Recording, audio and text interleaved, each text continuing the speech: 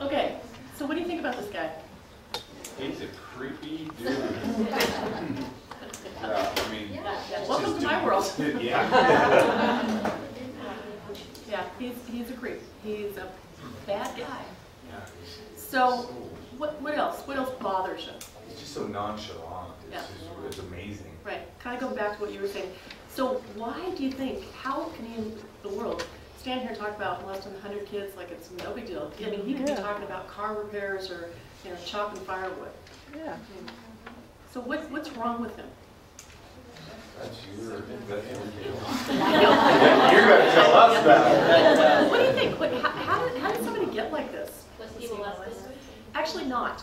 He was not. What percentage of sex offenders have you heard were molested as kids? 30%, 25 to 30% of adult sex offenders were molested as kids. And in the 80s, we used to run around and say, oh, it's 80%, 90%, 100%. But that's because they all told us that, and we believed them. And as we started studying offenders and polygraphing them, the number went down and down and down, and half of the people that we saw admitted that, yeah, they told people they were molested, but they made it up and told people that so that people would feel sorry for them and be less likely to report them to the police or hold them accountable for what they've been doing. So it was a very manipulative tactic. So being molested isn't what causes it. It is for some, and usually if someone was molested and they then started offending, they started offending earlier, had more victims, and engaged in more deviant sexual behavior, and they're much more difficult to treat. They're more likely to reoffend. But it doesn't make sense math-wise because 1 out of every 3 to 5 girls and 1 out of every 7 to 11 boys, or 6 to 11 boys, depending upon which study you look at, get molested by the time they're 18. So that's roughly 20 to 30% of our kids. But girls are twice as likely as boys. Twice as many girls get molested as boys. And if it was being molested that caused this, we would have 80% female offenders and 20% male, or a slight version of that. And that's just not the way it is. So we don't think it's being molested. So what else do you think might cause this? How might somebody get this way? And one of the things I should mention is Patrick wasn't molested, but he's been molesting since he was a kid. He started doing this when he was about 13 and never stopped. And now he's 35 and he's done this all his life. And so, of course, he sounds kind of flat because he doesn't think it's a big deal because it's how he's lived. And aren't they like sociopaths or something like that? Not all. It depends on that bell curve. You know, these people don't necessarily show up as antisocial or sociopathic, or another word that we've now started using, which is psychopathic, slight spin on that. These people are more criminal, but they could just be really, really sexually deviant and not have criminality as part of their personality, but that's an important facet. Yeah. Somebody had a hand up here. So what else causes this? Where do you think this comes from? Negative upbringing. Pardon? Negative upbringing, not enough attention as a child, so then they need attention. Not necessarily. We see people from all kinds of families, good families, dysfunctional families, all over the map. As a matter of fact, let me just kind of show you some slides.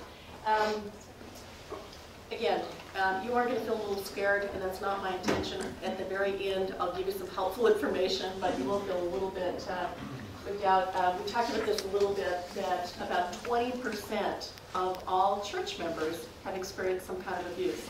And when you add in people who've had somebody in their family have this happen to them, it increases it quite a bit. So you've got a significant number of people in your church who've had some kind of contact with this particular problem. And so one of the things that's happening is churches have been sued, and it's been in the news a lot, and you have people arrested from your church or whatever. You're going to have a lot of people with a lot of diverse feelings about this particular crime. We know that about 3,500 churches a year in the U.S. face some kind of allegation, and about 70 churches a year, I'm sorry, it says week, get sued in the U.S. There's a lot of stuff on the internet and a lot of media stuff out there. Some of it's great, some of it's wrong. There's a book that's written for the Christian community called A Time to Heal, and it's got a really great bunch of information, but one of the things it does is it completely misleads people about what the reoffense rates are. It talks about that only 15% of sex offenders reoffend, which we're going to talk about is completely wrong. We'll talk about that later. This is a study that looked at how people get this way. And basically what happened was in Malheur County, which is in Oregon, as the police were arresting people and running them through the system, they would tell these guys, okay, we've identified an average of 3 victims apiece for you guys.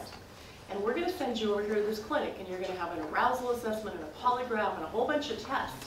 And during that evaluation that you're going to have prior to sentencing, if you're completely cooperative and you tell every single thing you've ever done and you pass a polygraph, you'll be more likely to get put on probation and go to prison.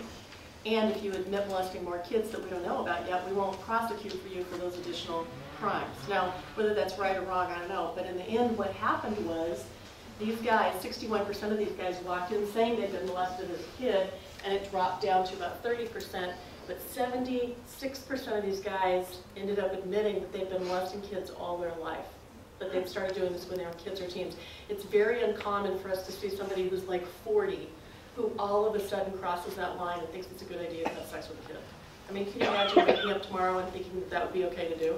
Or doing that? It's just not something people accidentally do or fall into just all of a sudden without any kind of prior history. So, part of why Patrick is acting like it's no big deal is this explanation, but that is 3/4 of our offender population. I've been doing this for so long. And so how would a kid start offending? How would a child or a teenager start offending other kids? How do you think a kid would get there? Exactly, exactly. Let's say you've got a group of 4, 5, 6-year-old kids and they're doing normal, and maybe you could view it as being healthy, just kind of playing doctor, checking each other out, seeing who's got a penis, who's got a vagina. 60 to 80% of kids do that, but they don't get stuck there. It's a passing thing. They just want to see what the other body part looks like because they don't have that part. They might touch them, you know, play with each other, but usually kids do it a couple times and move on, and they don't do it anymore.